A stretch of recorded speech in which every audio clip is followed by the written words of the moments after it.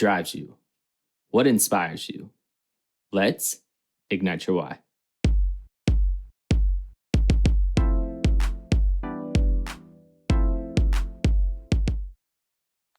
Welcome back to Ignite Your Why podcast.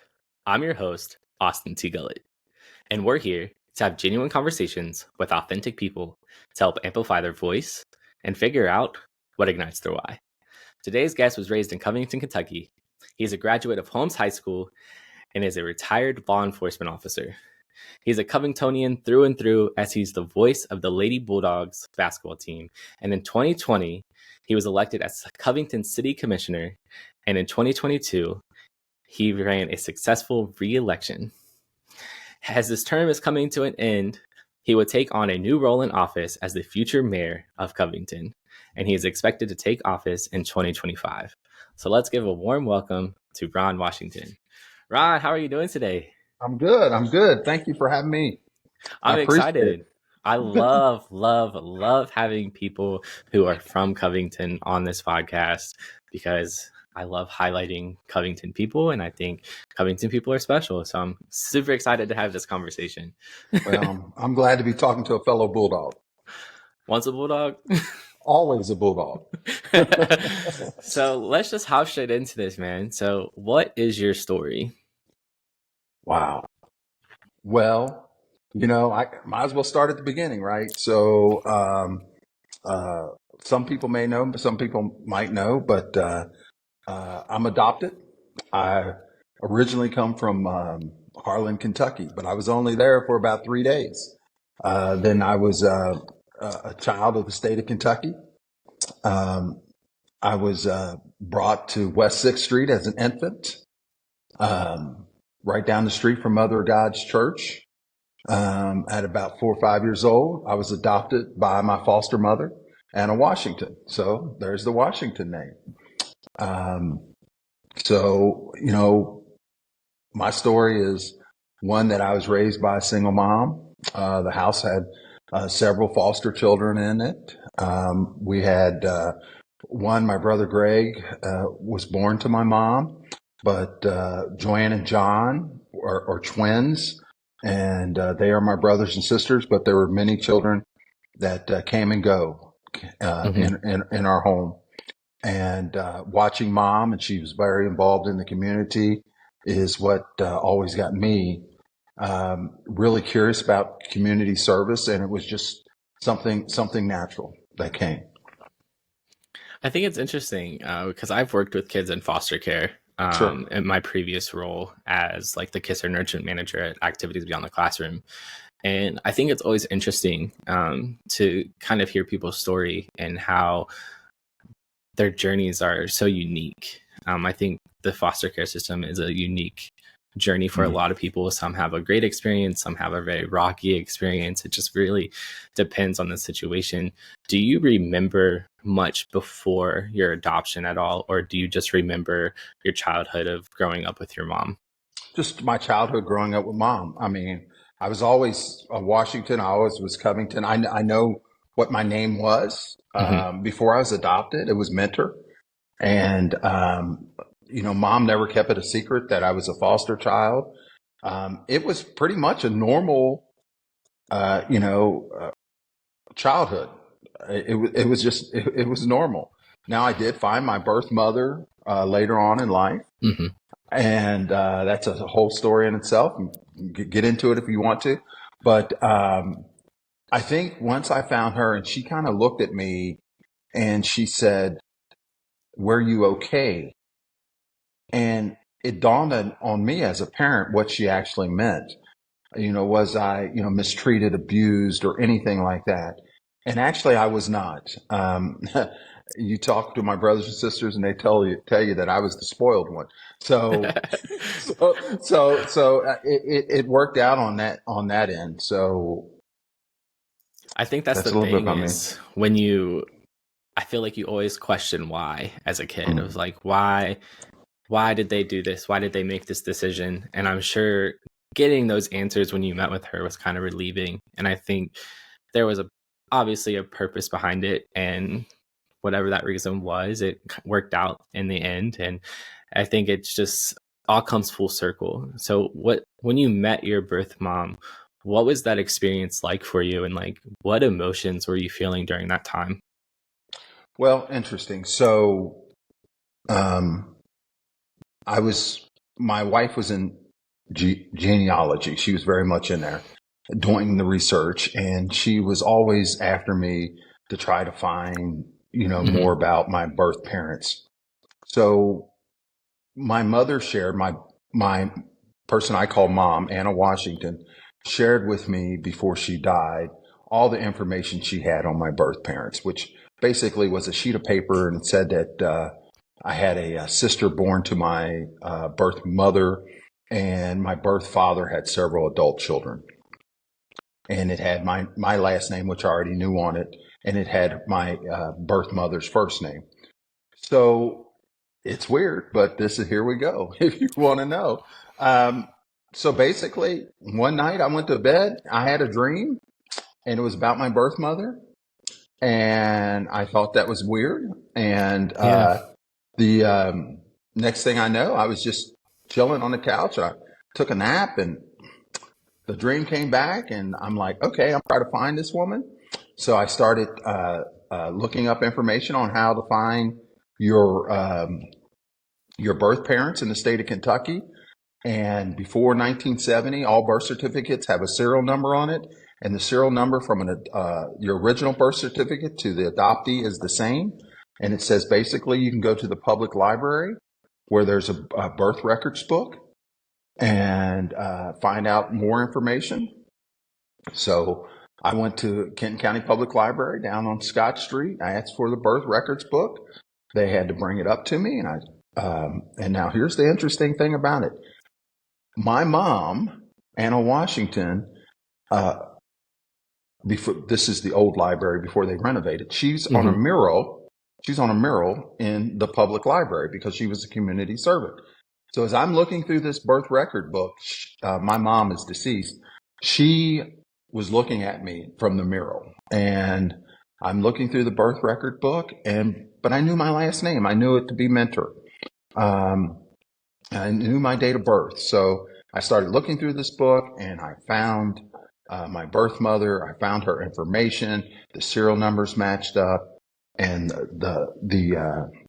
since I was a police officer, I would say the investigation continued. One thing led to the other. Um, I started calling around to different places and trying to find phone numbers. And I found a phone number, which I found later was my birth sister. And I tracked it down to this uh, person that was my birth mother was in a place called Silverton, Ohio. At that point, I had never heard of Silverton, Ohio. Never heard of Silverton, Ohio at that time. And I called my uncle and I said, look, this is what I've done. And when I say my uncle, my adopted uncle, and he was my mom's best friend, I said, I found this lady. She's in a place called Silverton, Ohio. And he said, Silverton, that's next to me. Now he's in Kennedy Heights. And I said, really? He goes, yes. And he's a mailman. And Hmm. he says, what's the street? And I told him the street. He says, well, I deliver mail on that street. And I said, you do? He says, yeah. He said, what's their name? And I told him the name. He says, no, that doesn't ring a bell. But he had been retired for quite some time. And I'm like, okay. I said, is there anything that I need to know before I try to make contact? Because there's a lot of horrible stories that come out of adoptions and foster care. And he said, Ronnie, no, there's nothing that I know of. So with that information, I went to Silverton, Ohio, and I still see the house. I just parked my car, walked up to the door, and I'm thinking to myself, well, I'm just going to see what I see. Maybe I'll see a picture through the window, something. Maybe I look like these people. Maybe Yeah. I don't. It was just, I just went and did it. And when I walked up to the door, the screen door was shut. The storm door was shut, but the door internally, the inside door was open. I knocked on the door, and this rather tall woman came to the door. And if you saw my my mom, my adopted mom, you see her real short. She's a real short lady. Okay. Yeah. And, I always thought I got my height. I'm 6'7". Always thought I got my height from my birth father. So this tall woman comes to the door and she's on the telephone and, before that, she keeps telling me to come in. And of course I can't come in. So finally she came to the door and she was a little startled and, she's on the phone. She says, can I help you? And I said, yes, I gave her my birth mother's name. And she says, what do you want with her? And I said, well, I want to talk to her. And she says, who are you? And I'm like, well, I need to talk to her. Is she there? And she says, who are you? And I'm like, I need to talk to her. And, she looks at me and, she says, it's me.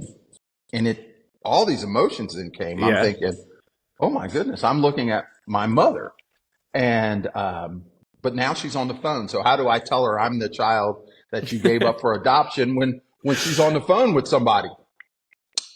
So I'm thinking, trying to think very quickly. And then I gave her my birth date. I said, does this date mean anything to you? And she looks at me and she says, who are you? And I whispered, I believe I'm your son. And she looked at me and she screamed, praise Jesus. He's here. And I'm just like startled. And she's on the phone. She says to the person, you know, the baby I gave up for adoption, he's standing before me. And I'm just looking at her thinking, well, I guess it wasn't a big secret. And she called me Eric and she says, come on in, Eric.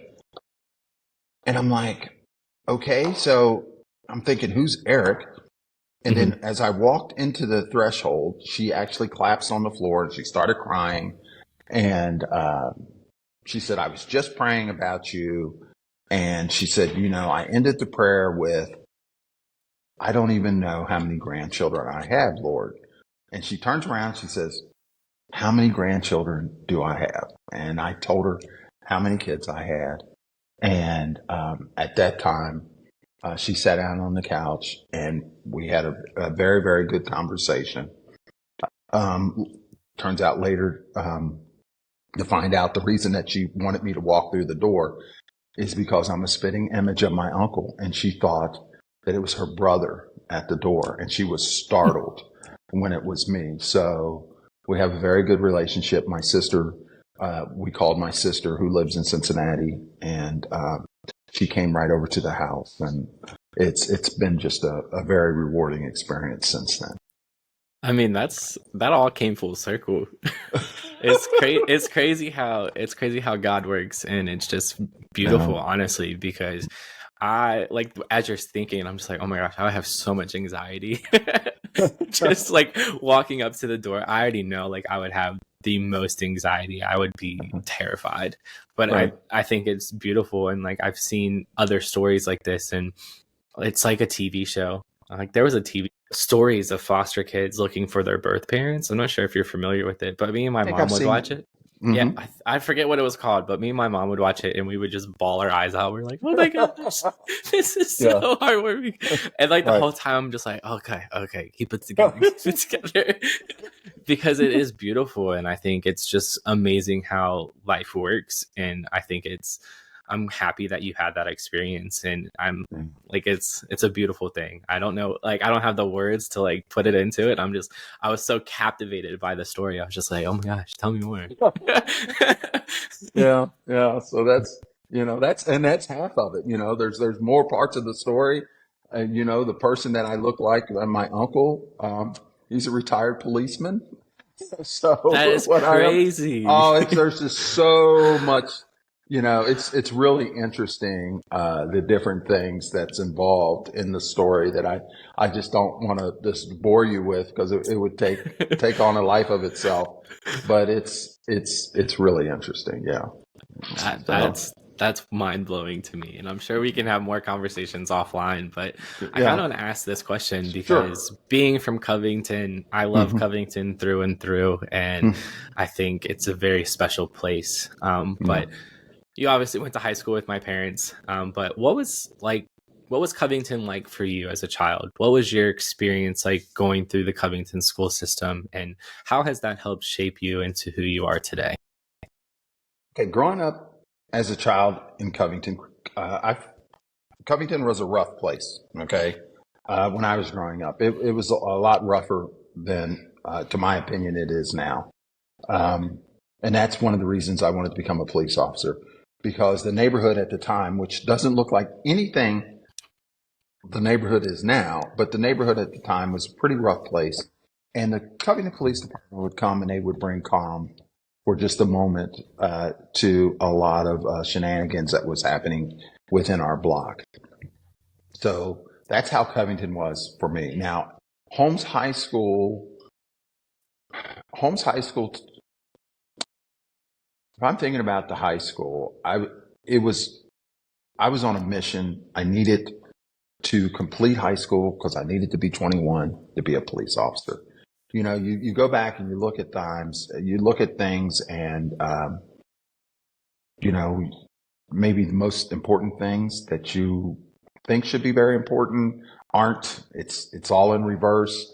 But Hmm. that's what I remember about high school is I have to get through because I want to be a cop, and this is what I have to do. Um, I was talking to Donnie Cheatham. He also played basketball with me and your dad, and he started commenting about high school, and he said, "Ronnie, you were the guy that always worked." So what I would actually do was after the basketball practice is before I had a car, is I'd ride my bicycle to Newport Hmm. and I'd go flip pizzas. So I always had a job through high school. We grew up very poor. We didn't have much, and it was always important to me to be able to contribute to the family. So that was another thing that was high school. I have to say academics were not that important to me. It was more survival, getting out. I want to be a cop. I want to bring calm to other neighborhoods, to other people. That's how I remember high school. Even athletics, even though I played basketball and everything, it just was not Yeah. that important. But what it did teach me was teamwork, accountability, and just camaraderie. So that's what I got out of the athletic program. I think that's the beautiful thing about sports, though, is they teach you Mm-hmm. so many life lessons throughout the process.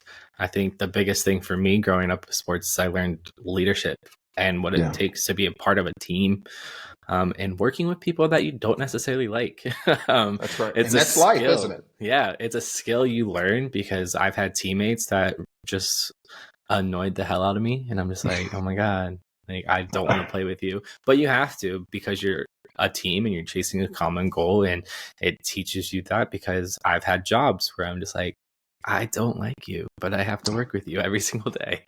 Yeah, I've got to make this work. I've got to make this work. I'm going to put on my game face and I'm going to go in Hmm. there and I'm going to do what I'm supposed to do and I'm going to be professional. And that's what athletics teach. I mean, you're under, as a student athlete, you're under a lot of pressure. You think about it, you're playing Hmm. in front of your peers. They're yelling and screaming at you. There's these people dressed up in these zebra suits that are making these calls that you don't agree with. So you're facing this. And there's some guy over in the corner that's just yelling at the top of his lungs at you.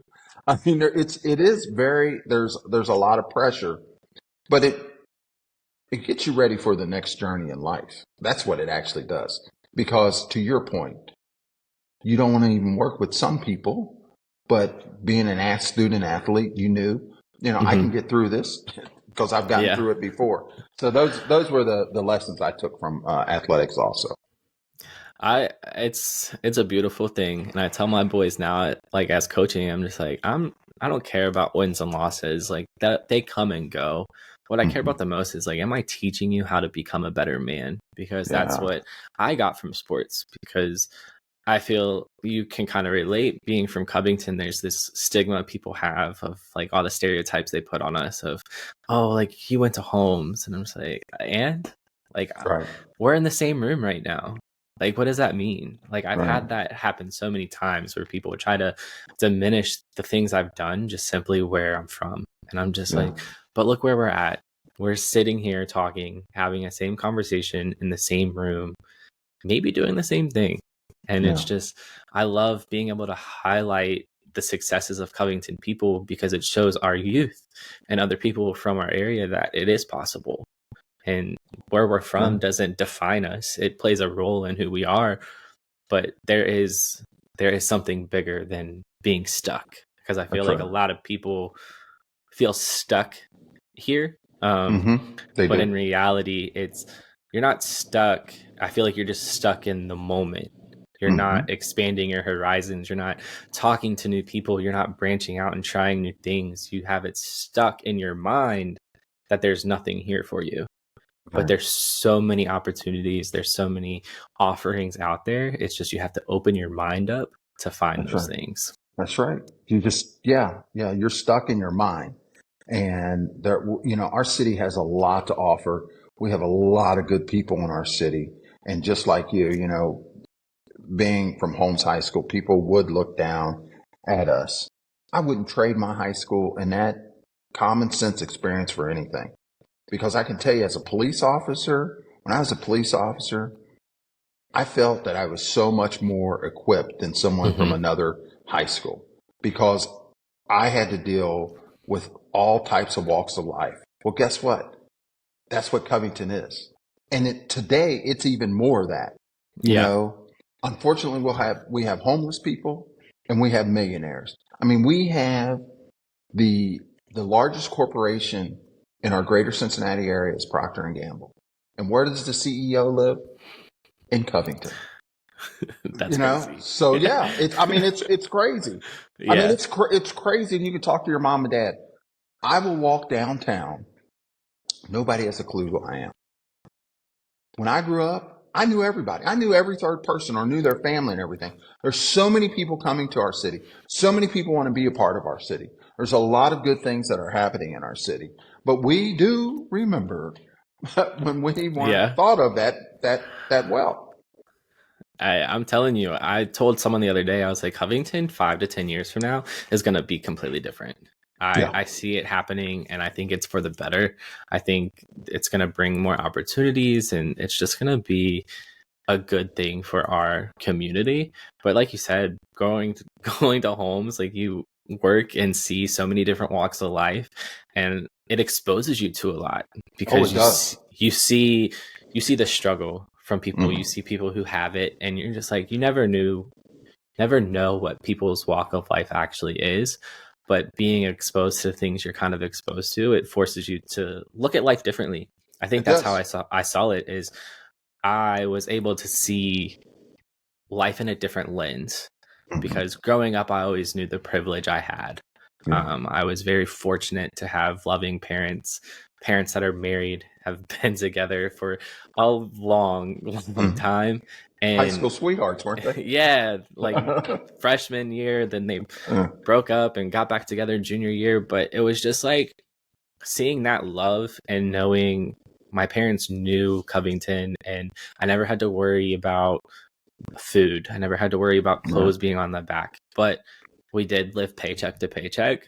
But from outsiders, me and my brother were seen as the rich white kids in school just because my parents did what they had to do for us. But then when I see some of my friends who moved 7 times within one school year within the same district because their mom is jumping job from job and different things of that nature, you're just like, holy crap, like life is crazy, and there's so many different things. And it just made me appreciate life and just where my passion came from. Like, I wanted to be able to make a difference and give these people the resources they need to be successful. And I think that's why I do what I do now.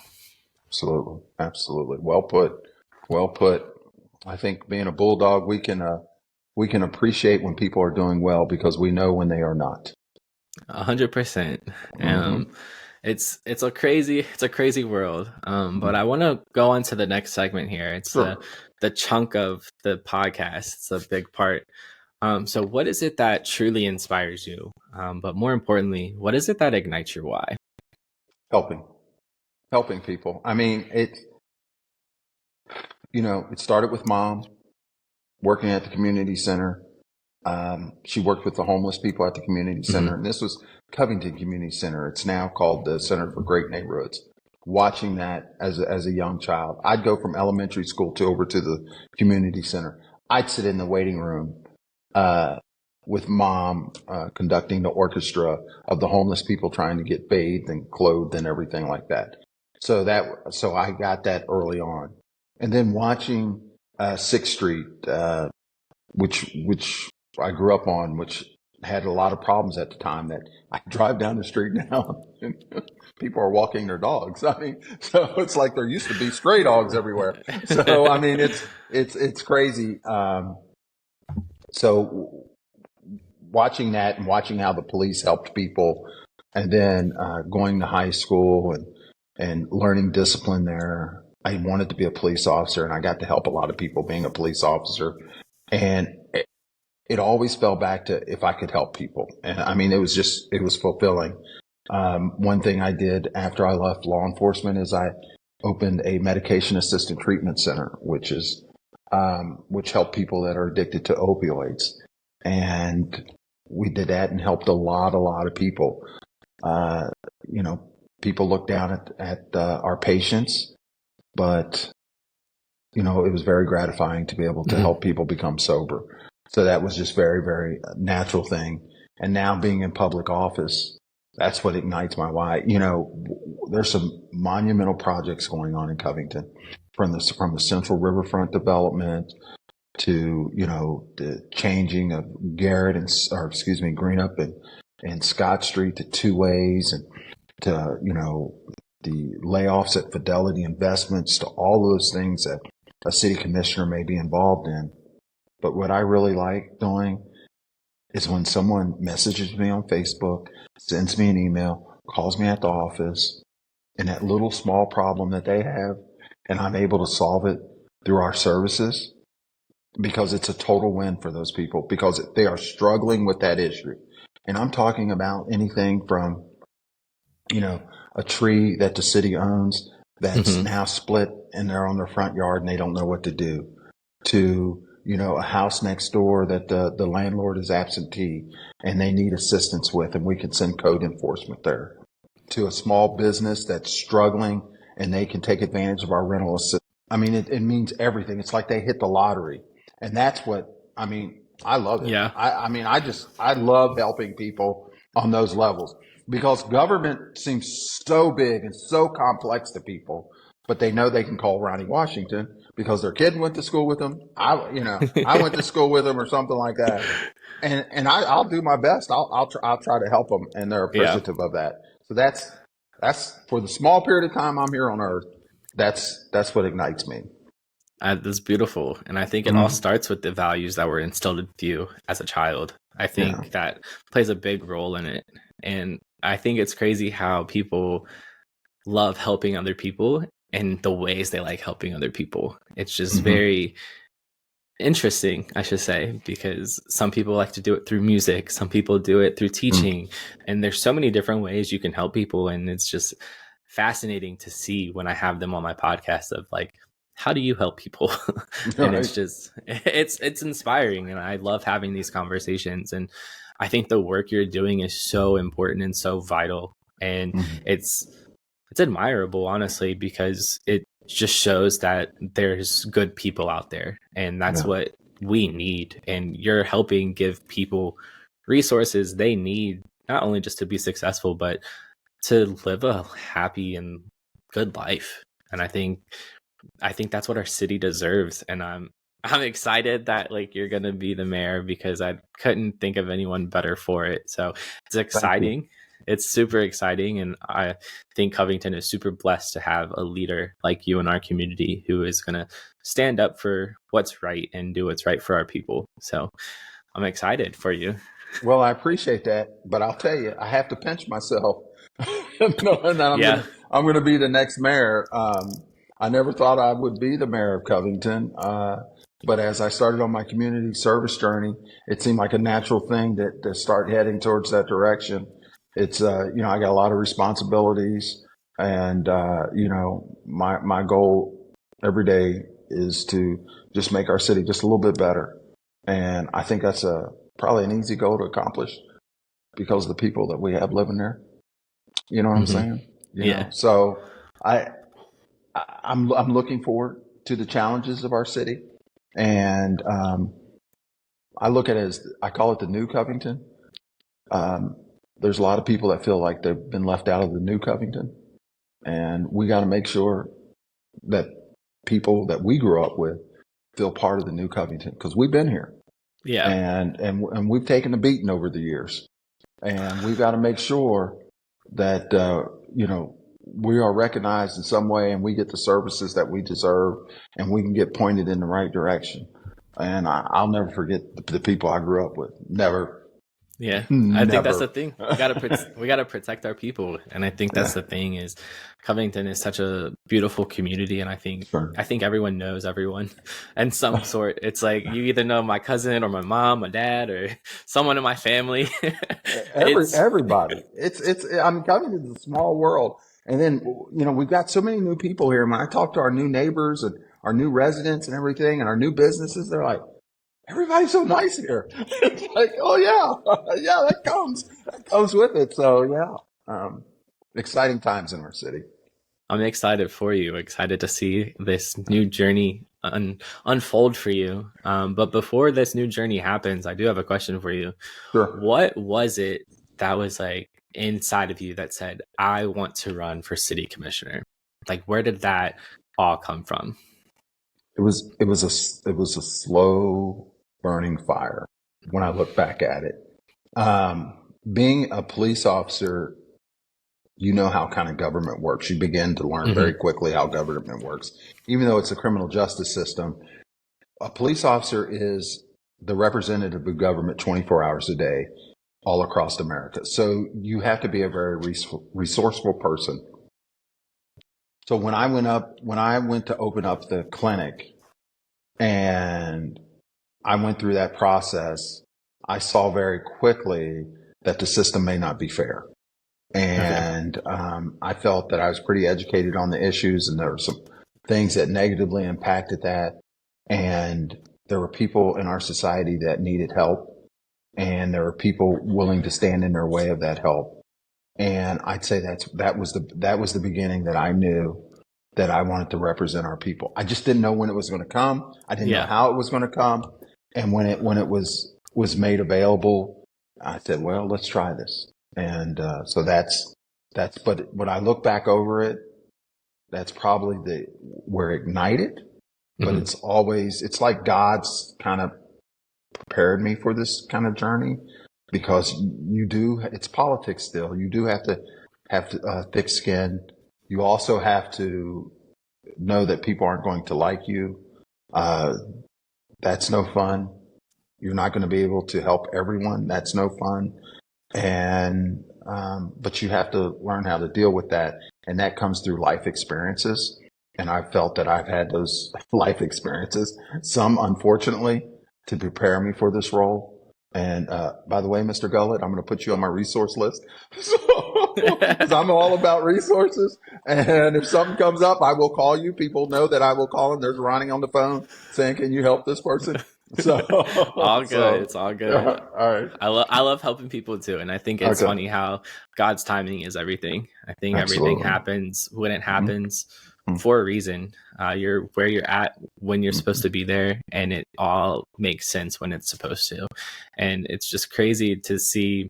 You probably think back, and you're just like, you've never envisioned this life, because Never, never, never, never. because you talked about growing up and just wanting to be a police officer, and Yeah, then somewhere that that passion kind of switched. And I think yeah, people don't understand that. Is I asked the question of like, what inspires you or what's your why? And I don't think people understand or realize your why can change over time. Like in high school, I wanted to be an athletic trainer, and then I wanted to be this, and then I wanted to be that. But it's crazy how our why and our purpose kind of changes but the commonality of like the core of that why stays the same. So you're still doing your why, it's just in a different capacity, if that makes sense. Like before it was like I was a police officer. Now you're in office and doing things, and it's still helping people. It's just in a different capacity, in a different way. Absolutely. And if you can find your why, it makes life so much easier. And I know that but there's a struggle sometimes to find the why. Mm-hmm. And but once you find it, and if you can just hold on to it, but like you're saying, know that it may change and be ready to embrace the change. I think it's a good thing. The hardest thing is accepting. I think that's when you are thinking of your why. A lot of people, I've had conversations with people who are like, I don't have one. And I'm like, you do. It's just you have to search for it. You have to be willing to put in the work to figure out what it is you truly want to do. Right? We're all put on this earth to do something. Whatever that is, it's for you to figure out. And some people get it super early, and some people it takes years. Like years. And that's why I tell people is like, don't compare yourself to other people, because their journey is unique for them and yours is unique for you. And it doesn't happen the same way. It doesn't happen overnight. Some people get it in a month. Some people get it in 5 years. It just depends. But you have to trust the process and have patience. Patience is one of the most vital skills you can have. It sucks waiting, because you're just like, I want this and I want it now. But it's also like, okay, let's reel us back in and think bigger picture. And it's crazy, because I do it all the time, where sometimes you get so caught up in the moment, you're thinking too far ahead that you're not living presently in the moment. That's right. And the thing about it, if you're impatient and you want something, you want it, you may not be ready for what you think you want. I mean, you got to get up to speed on it, and you got to experience other things, and then you can enjoy it more that way, and you can understand it. But sometime getting there, man, oh man, it's a journey. It is a journey. Absolutely. And I think that's the thing, is you just have to embrace it, because I tell people I feel you can't have success if you don't fail, right? Because if you're not failing, you're not learning. That's right. And those lessons, and those, whether it's in life or mistakes, whatever it is, like there's a lesson in everything that you do. That's right. And if you're not looking at it as lessons, because sometimes we can just get caught up of always asking the question, why? Why is this happening to me? Why did this go this way? Why can't I do this? Why can't I do that? And we forget to think of the things like, what can I do? That's right. What did I do right? That's right. What did I learn from this lesson? And it's interesting how life works out. Yeah. If you really think about it. And think about how far you've come. And this is another thing I've always said. I am a man that asks for directions. I do not, I do not drive around in circles. I pull over to the side of the road and say, where am I at? I'm lost. And there's nothing wrong with doing that, because there's a lot of people around you. You just have to ask them, I'm lost. What do you think about this? How does this look to you? Do you have any advice? Now, it's up to you whether or not you're going to take their advice. But for God's sakes, ask. Don't drive around in circles. Don't drive around in circles. And don't be scared because you're in this dark place or cloudy place or scary place. And I'll give you an example. My wife and I were at a campsite. My wife drove ahead, and I put the GPS on for the campsite. And I'm in rural Indiana. And my GPS took me literally to middle of cornfields. And I am lost. And I'm like, okay, I'm 6'7". I'm African American. I don't look like I need to be in the middle of a cornfield. I'm just going to say that, okay? So I'm driving up and down this road, and there's two guys that they're in their driveway. And I said, okay, I'm just going to ask. Here we are. And I pull up, and I open the door, and they look at me and says, you look like you're lost. And I'm like, yeah, yep. I am. So they gave me directions. They were very, very nice. I was actually close to my destination, and I left with a bunch of corn. They gave me a bunch of corn. And when I got to my wife, she's like, "Where did the corn come from?" I'm like, "There's a story with it." But what happened there was I was lost in the middle of a cornfield. I met good people, and they gave me corn. They gave me wisdom to make it onto my next journey. And it's all around us. Sometimes we got to pull over and ask. Yeah, it's getting over that fear of asking for help. That's A right. lot of people see asking for help as a weakness, when That's in right. reality, there's so many people out there who might have more information than you. So That's right. network. I tell people all the time, networking is so key in life, because there's jobs that I've gotten that I wouldn't have without my connections or my network. That's right. And it's just being able to be like, hey, like, this is your profession. I'm going to ask you about this because I don't know about it. And it's okay. And even if it's just asking for help because you're in like a dark mental space, I think people are getting more used to asking for help and seeing it as like, okay, like it's okay to not be okay. But I think the biggest thing is just asking for help. And as you were talking about pulling over and not going in circles, I think of like a roundabout, you know, like Right. when you're on it, like when you're in those roundabouts in a car, it's like you can go in a circle all day long, but eventually you're going to have to get off and take a destination. You're going to have to do it. Yeah. You're going to have to do it. So It's crazy how life works. It all comes full circle. it does. It does. Wait until you get some age on you. You'll really start to see the circle. I know. So I kind of want to lead into my favorite segment of this entire podcast. Okay. I love talking about mental health. I feel like I'm very open on how I'm feeling and just having those conversations. So my question for you is just, how have you been taking care of yourself mentally? That's a very good question. Being a Covington City Commissioner, the good thing about it is you kind of set your own schedule. You kind of do your own thing. There's a meeting once a week. Now, you can be a commissioner that just goes to the meeting, or you can be a commissioner that's all in. And it's all designed for the person. And I'm a commissioner that's all in because I've been blessed with that schedule. I've been blessed. I'm retired from the police work.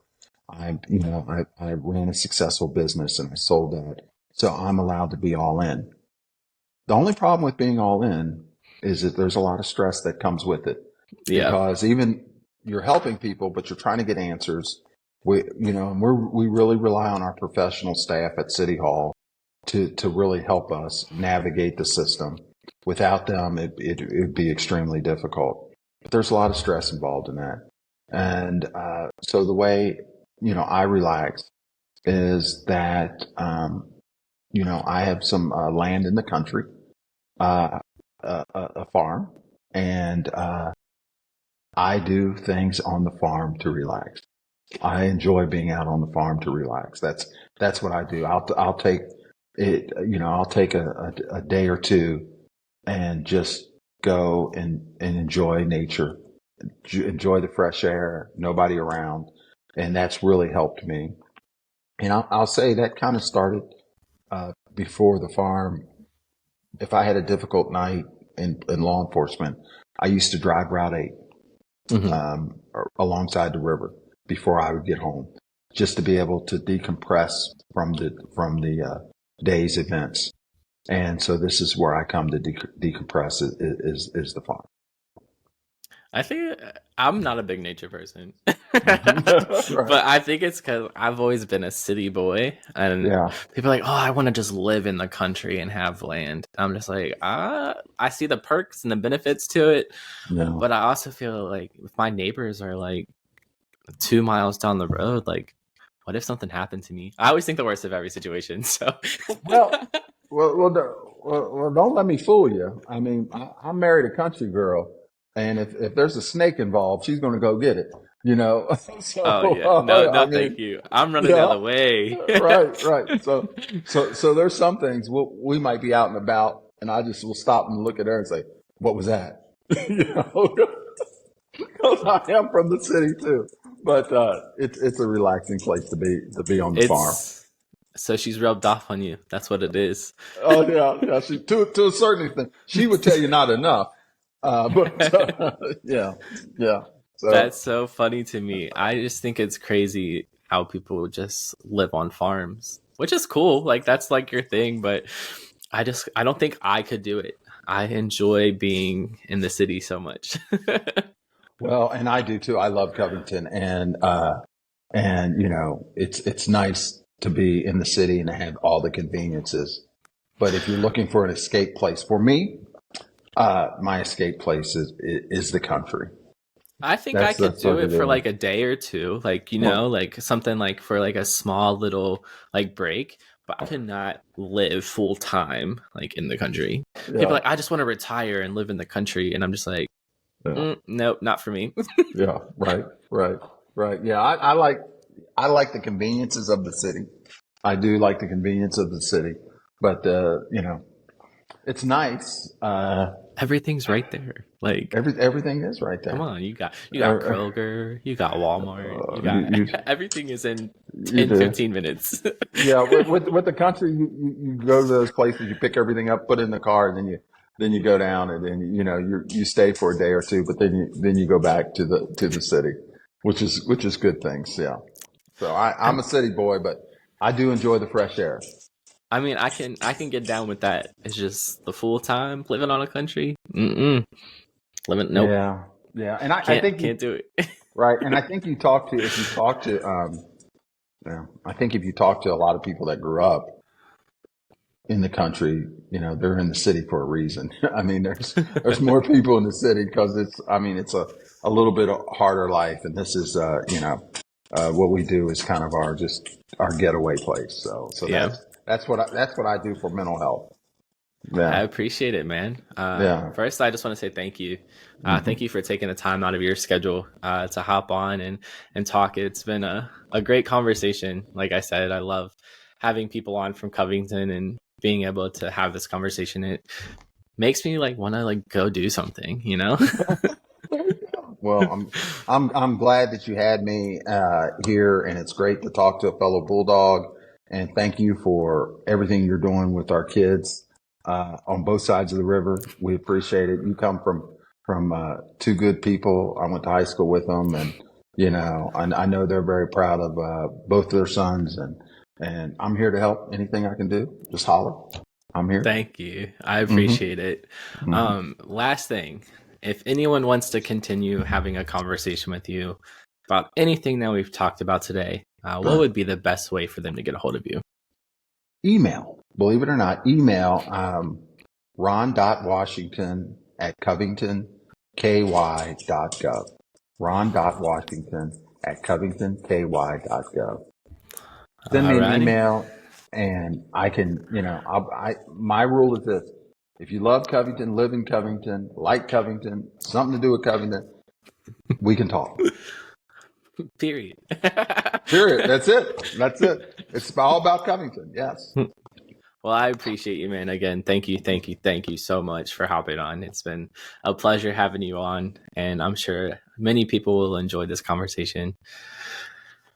And I just want to say thank you all for tuning in. I appreciate you guys. I'm going to put all of Ron's information in the description below. If you all happen to reach out to him, please just make sure you notate on where you found him. I'm sure he would appreciate it. Yes. And do not forget, make sure you give us a follow on all social media platforms. It's at Ignyte Your Y. That's INGYTE, not with an I. We're on TikTok, Facebook, YouTube, Instagram, you name it, we're there. So make sure you give us a follow. And with that being said, always remember, find your purpose, ignite your why, and I'll holler at you guys later. Peace.